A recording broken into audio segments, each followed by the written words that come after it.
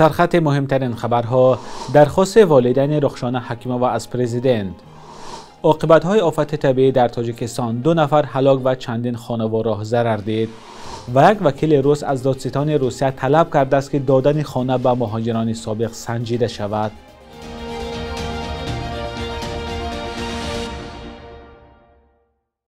درود بینندگان عزیز، هفته نو را برای شما شاد باش میگوییم. برنامه نویدی بامدادی است که با آخرین خبرهای تاجیکستان و جهان تقدیم شما می شود. امروز 5 می سال 2025 است. والدین رخشانه حکیمووا و روزنامه‌نگار تاجیک که به 8 سال زندان محکوم شده است، از رئیس جمهور امامعلی رحمان خواستند او را آزاد کند. مقصوده شراپووا، مادر، و زاکر حکیموف، پدر رخشانه حکیمووا، در نامه به پرزیدنت نوشتند که سالها همچون آموزگار و کارمند مقامات محلی کار کرده، فرزندشان را با احترام و دوست داشتن ارزش‌های ملی به وای رساندند. پدر و مادرش نوشتند که رخشانه در هیچ وجه دست به خیانت نمیزند، چون که او در عائله آموزگاران تولد و تربیت یافته است. پدر و مادر رخشانه حکیمووا از رئیس جمهور امامعلی رحمان درخواست کردند که با نظرداشت فرزندان شیرخوار او که به مهر و نوازش مادر نیاز دارند، برای آزادی خبرنگار مساعدت کند. رخشانه 2 فرزند نابالغ دارد. واکنش مقامات به نامه پدر و مادر رخشانه حکیمووا معلوم نیست. این بار اول نیست که برای آزادی این خبرنگار از پرزیدنت امامعلی رحمان کمک می‌خواهند. روز 7 مارس ده‌ها نماینده زنان سرشناس تاجیک با فرستادن نامه به پرزیدنت امامعلی رحمان خواهان بازبینی حکم خبرنگار رخشانه حکیمووا شدند، اما مقامات به این نامه واکنش نکردند. دادگاه عالی تاجیکستان ماه فوریه این خبرنگار 31 ساله و مادر 2 فرزند نابالغ را با گناه خیانت به دولت به 8 سال زندان و مصادره اموال محکوم کرد. خبرنگار را 22 اپریل به زندان زنانه شهر نارک بردند. کمیته حالتهای فوق‌العاده میگوید که بعد 2 روز جستجو جسد یک نابالغ را در ناحیه یاوان پیدا کردند. جمال‌الدین اکبرعلی 12 ساله را روز 2 می سیل برد. او در وقت حادثه همراه برادرش در دامنکو به چراندن چاروا مشغول بوده است. در خبرنامه رسمی آمده است 7 نجات دهنده و 50 ساکن ناحیه یاوان دوام 2 روز بعد جستجوی این نورس مشغول بودند. به گفته مقامات جسد جمال‌الدین اکبرعلی را بعد از ظهر 4 می در نزدیکی ناحیه عبدالرحمن جامی و در 60 کیلومتری جای حادثه پیدا کردند. طبق اطلاع رسمی در پی آفت‌های طبیعی روز 2 می در تاجیکستان 2 نفر به هلاکت رسیده، چند راه و خانه‌ها آسیب دیدند. به اطلاع کمیته حالتهای فوق‌العاده، یک ساکن 25 ساله ناحیه دوشتیچ هنگام چراندن چاروا بر اثر هوای نامساعد و رعد و برق از رسش برق به هلاکت رسیده است. حادثه ساعت 3 شب رخ داده است. سیل همچنین به منزل ساکنان ناحیه عینی و یاوان و همچنین راه‌های عینی پنجکین، دوشنبه خوجند و دوشنبه خاروق آسیب رسانده است. سرگئی میرانوف، رئیس حزب روسیه عادل، از دادستان کل این کشور درخواست کرده است که دادن خانه به شهروندان نوی روسیه سنجیده شود. به گزارش تاس، میرانوف در نامش به دادستان کل روسیه نوشته است وقت‌های اخیر حالت‌های زیاد شده است که شهروندان نوی روسیه غیر قانونی صاحب خانه یا مبلغ خرید خانه می‌شوند. روند نگران کننده است که ساکنان بومی این کشور در کنار گذاشته شده به مهاجران سابق منزل می‌دهند، نوشته است میرانوف، اما دلیل برای اثبات گفتش نآورده است. موضوع دادن خانه به شهروندان نوی روسیه امسال چند مراتب صدا داد، از جمله دادن منزل به عائله اکرم مسعیدوف، زاده تاجیکستان که 4 فرزند دارد، در شهر کچکنری ولایت سوردلوف خشم ملتگرایان را برانگیخت. همچنین در نیمه ماه ژانویه امسال در شهر میتیش نزدیکی مسکو و زاده تاجیکستان تحمیل سمد و منزل زیست تقدیم کردند. دیرتر مقامات روسیه زیر فشار جامعه منزل را از این عائله 3 فرزند گرفته آنها را به تقلب متهم کردند. نمونه اخیرش کمیته تفتیشاتی تتارستان ماه مارس اعلام کرد که تقدیم خانه به یک عائله مهاجر تاجیک در شهر نیژنیکامسک را تحقیق می‌کند.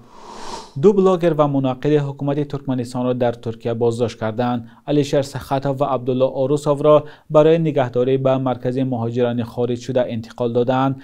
نزدیکان فعالان از احتمال استرداد شدن آنها به وطن نگرانند. میگویند که آنها را حبس طولانی و شکنجه و حتی مرگ انتظار است. به نقل همسر علیشر سخاتوف، پلیس شوهر او را صبح با خود برد و سبب بازداشت را هم شرح ندادند. به گفته وی روزهای نزدیک سند اقامت آنها در ترکیه به آخر میرسد. ادامه موضوع در گزارش میرزانبی خالقزاد.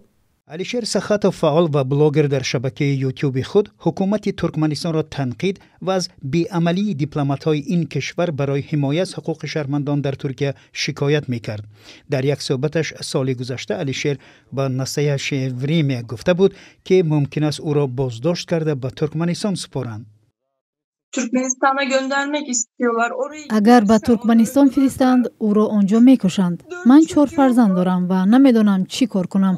Кӯдакон дар ҳолати бад қарор доранд. Ҳама чиро мефаҳманд ва лаҳзаи боздошти ӯро диданд. онҳо гирья карданд. имрӯз намехостанд ба мактаб раванд, аммо ман маҷбур кардам. пинҳонӣ аз ман гирья мекунанд. фарзанди хурдии 3 сола аст. наметавонам онҳоро танҳо гузошта ба берун равам.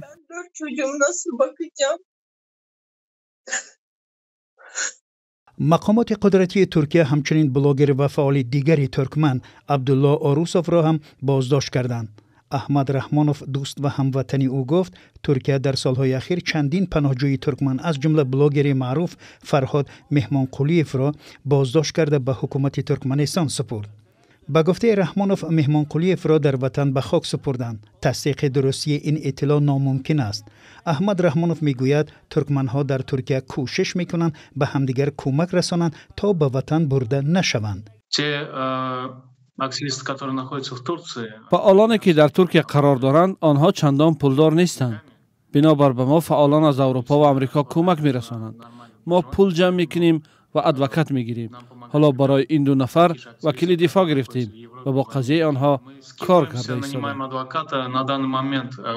سالهای اخیر فشار علیه منقدان نظام بردی محمد دفاع در ترکیه افزایش یافته است. فعالان ترکمن از آن نگرانند که انقره پنهانی حتی فعالانی را که مقام پناهندگی دارند بازداشت کرده به مقامات قدرتی ترکمنستان میسپارند.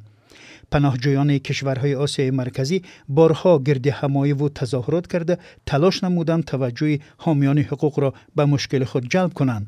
اعتراضگران معرکه بازداشت فعالان را به نقشه انقره عاید به ساختمان لوله آب و گاز از ترکمنستان ربط می‌دهند.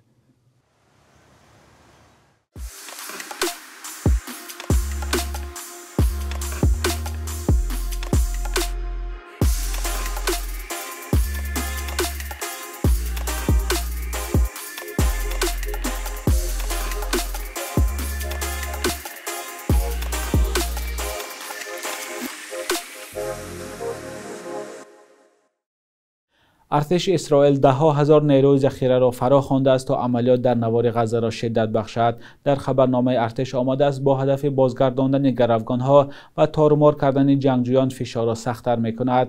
نظامیان اسرائیلی گفتند که ارتش در ناحیه‌های دیگر غزه عملیات می‌گذراند تا انشاءهای وابسته به گروه حماس را در بالای زمین و زیر آن نابود کند. آمریکا و اتحادیه اروپا حماس را گروه تروریستی می‌دانند. در نظر است که حکومت اسرائیل نقشه وسیع کردن عملیات نظامی در غزه را بررسی و تصدیق کند.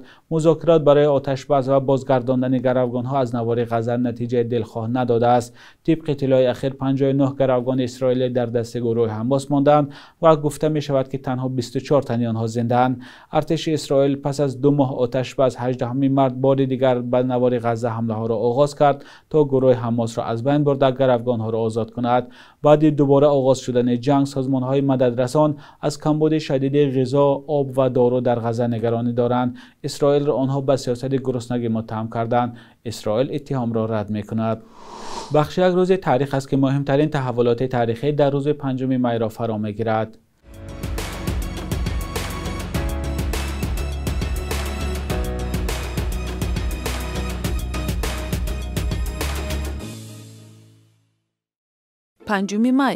پنجم می سال 2020 در اوج پاندمی کرونا در تاجیکستان وزیر بهداشت نسیم سلیم زاده که تا آخر می گفت در تاجیکستان کرونا وجود ندارد از مقامش برکنار و به جای او جمال الدین عبدالله زاده تعیین شد. عبدالله زاده به این وظیفه از مقام سردختور بیمارخانه استقلال آمد که به زودی به یک مؤسسه مهم قبول گرفتاران کرونا تبدیل گردید.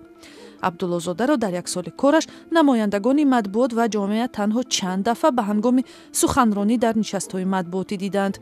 اظهارات او تابستان سال 2020 درباره اینکه هیچ یک طبیب از کرونا نمرده است مورد انتقاد در شبکه‌های اجتماعی شد.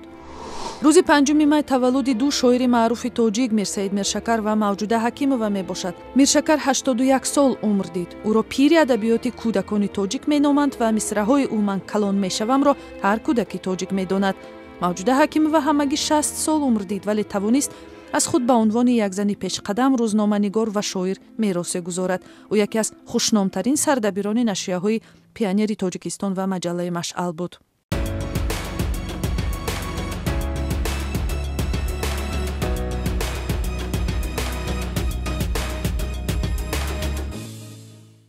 صبح امروز در بانک تجارتی تاجیکستان 1000 روبل روسیه به 125 سامان برابر از 100 دلار آمریکایی باشد، از 1020 تا 1030 سامان ارزش دارد. قرب رسمی بانک ملی تاجیکستان برای امروز 5 می چنین تعیین شده است.